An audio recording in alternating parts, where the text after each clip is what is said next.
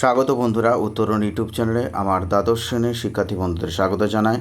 আজকের এই লং ভিডিওতে আমি যাদের নিউট্রিশন আছে অর্থাৎ পুষ্টিবিজ্ঞানের দ্বিতীয় চ্যাপ্টার, তোমরা প্রত্যেকেই জানো, খাদ্যের ভাঙন, পরিপাক ও শোষণ, এই চ্যাপ্টার থেকে কিছু গুরুত্বপূর্ণ এমসিকিউ প্রশ্নের সাজেশান নিয়ে উপস্থিত হয়েছি।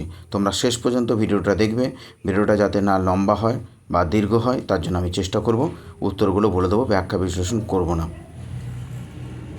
আজকের প্রথম প্রশ্ন, কোন প্রোটিন পরিপাককারী উৎসেচকটি অম্ল মাধ্যমে কাজ করে? প্রশ্নটি এসেছিল এইচএস 2017 ওল্ড সিলেবাসে। Option A trypsin, option B pepsin, option C chymotrypsin, option D erepsin. এখানে উত্তর হবে অপশান বি পেপসিন। চলে এলাম দ্বিতীয় প্রশ্ন, জিভার তলদেশে অবস্থিত গ্রন্থিটির নাম?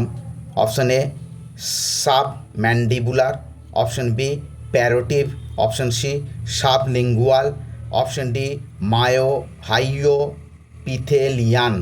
এখানে উত্তর হবে অপশান সি সাবলিঙ্গুয়াল। চলে এলাম পরবর্তী প্রশ্ন, দাঁতের সবচেয়ে শক্ত উপাদান কোনটি? Option A dentine, option B enamel, option C মজ্জা, অপশান ডি অস্থি। প্রত্যেকেই জানেন উত্তর হবে দাঁতের সবচেয়ে শক্ত উপাদান হলো এনামেল। চলে এলাম পরবর্তী প্রশ্ন, পাক রসের কোন উপাদান সুক্রোজের আর্দ্র বিশ্লেষণ ঘটায়? Option A pepsin, option B lipase, option C NaCl, option D H. চলে এলাম পরবর্তী প্রশ্ন, ভার্টিব্রেটদের দেহের সবচেয়ে শক্ত উপাদান কোনটি? ভার্টিব্রেট বলতে এখানে মেরুদণ্ডী প্রাণীদের বোঝায়, উন্নত মেরুদণ্ডী প্রাণী। কেরাটিন, ডেন্টিন, কন্ড্রিন না এনামেল? এখানে উত্তর হবে দাঁতের সবচেয়ে শক্ত অংশ হচ্ছে এনামেল।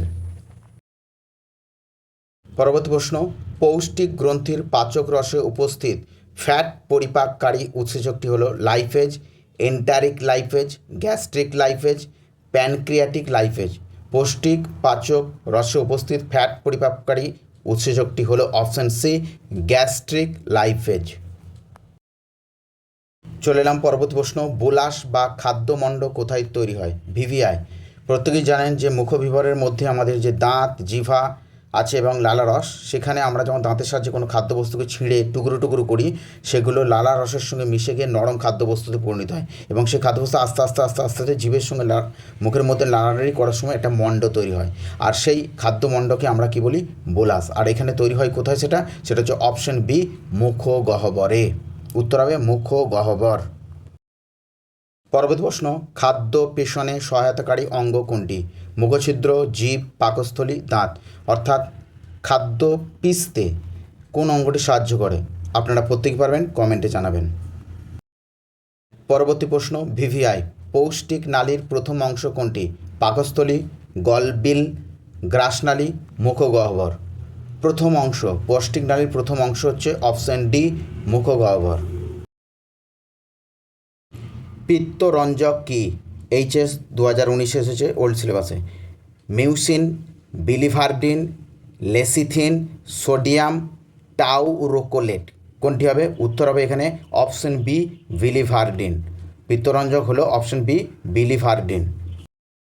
চলে এলাম পরবর্তী প্রশ্ন, লালারস ও মিউকাস মিশ্রিত খাদ্যবস্তুকে কি বলা হয়? ভিভিআই। প্রশ্নটি খুবই গুরুত্বপূর্ণ। পিপাল, কাইল, বোলাস কোনোটি নয়। প্রত্যেকেই জানেন লালারস ও মিউকাস মিশ্রিত খাদ্যবস্তুকে বলা হয় বোলাস। চলে এলাম পরবর্তী প্রশ্ন, পৌষ্টিক নালীর দৈর্ঘ্য কত? ভিভিআই। প্রশ্নটা খুব গুরুত্ব সহকারে দেখে যাও বন্ধুরা। অপশান এ 12 মিটার বা 40 ফুট, অপশান বি 9 মিটার বা 30 ফুট, অপশান সি 15 মিটার বা 50 ফুট, অপশান ডি কোনোটা নয়। উত্তর হবে অপশান বি 9 মিটার বা 30 ফুট। পরবর্তী প্রশ্ন, হেমোগ্লোবিন গঠনের সহায়ক খনিজ লবণ হলো ক্যালসিয়াম, লৌহ, সোডিয়াম, ম্যাগনেসিয়াম। উত্তর হবে অপশান বি লৌহ।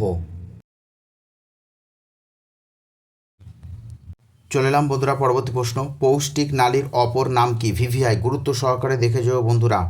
Option A gastrovascular tract, gastronomical tract, gastrointestinal tract কোনোটি নয়। উত্তর হবে option C gastrointestinal tract. পরবর্তী প্রশ্ন, খাদ্য গ্রহণ, পরিপাক, শোষণ, আত্তীকরণ, বহিষ্করণে সহায়ক অঙ্গগুলি মিলিত হয়ে যে তন্ত্র গঠিত হয় তাকে কী বলে? প্রত্যেকেই জানেন খাদ্য গ্রহণে আমাদের মুখবিবর, দাঁত, জিহ্বা, হ্যাঁ, লালারস থেকে শুরু করে বহিষ্করণ অর্থাৎ পায়ুছিদ্র পর্যন্ত যে সমস্ত অঙ্গগুলি মিলিত হয়ে একটা তন্ত্র গঠন করে তাকে প্রত্যেকেই জানে। অন্য অপশন দেখার প্রয়োজন নাই। অপশন এ পৌষ্টিক তন্ত্র। পৌষ্টিক তন্ত্রের সঙ্গে নিচের কোন অঙ্গটি সম্পর্কিত নয়? ভিভিআই একটু গুরুত্ব সহকারে দেখেছো। গলবিল, যকৃৎ, ফুসফুস, ক্ষুদ্রান্ত্র। প্রত্যেকেই জানেন এখানে হবে অপশন সি ফুসফুস। এটি শ্বাস প্রক্রিয়ায় অংশগ্রহণ করে, কিন্তু গলবিল, যকৃৎ, ক্ষুদ্রান্ত পৌষ্টিকতন্ত্রের অঙ্গ।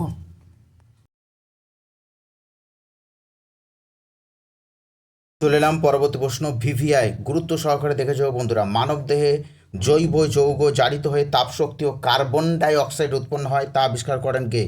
বিজ্ঞানী লেভিগ, বিজ্ঞানী ফ্রাং, বিজ্ঞানী ল্যাভসিয়ের, বিজ্ঞানী গিলবার্ট। উত্তর হবে অপশান সি বিজ্ঞানী ল্যাভসিয়ের। চলে এলাম পরবর্তী প্রশ্ন। আন্ত্রিক রসের প্রোটিন পরিপাককারী উৎসেচক হলো? প্রশ্নটি খুব গুরুত্ব সহকারে দেখে যাও বন্ধুরা।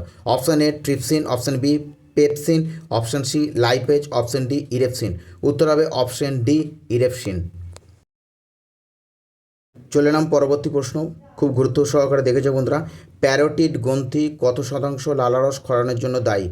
20%, 75%, 45%, 25%। উত্তর হবে অপশান ডি 25%। প্যারোটিড গ্রন্থি জানেন মুখগহ্বরের ঠিক কানের নিচে এবং চোয়ালের দুপাশে সামনের দিকে অবস্থান করে। এটি মানুষের বৃহত্তম লালাগ্রন্থি।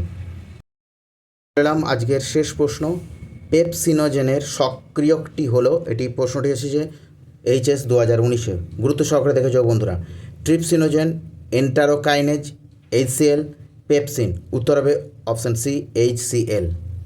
আজ এই পর্যন্তই থাকবে বন্ধুরা। আগামী পর্বে আরও গুরুত্বপূর্ণ প্রশ্ন নিয়ে আসবো। ভালো লাগলে অবশ্যই একটি লাইক এবং চ্যানেলটি সাবস্ক্রাইব করে যাও। ধন্যবাদ।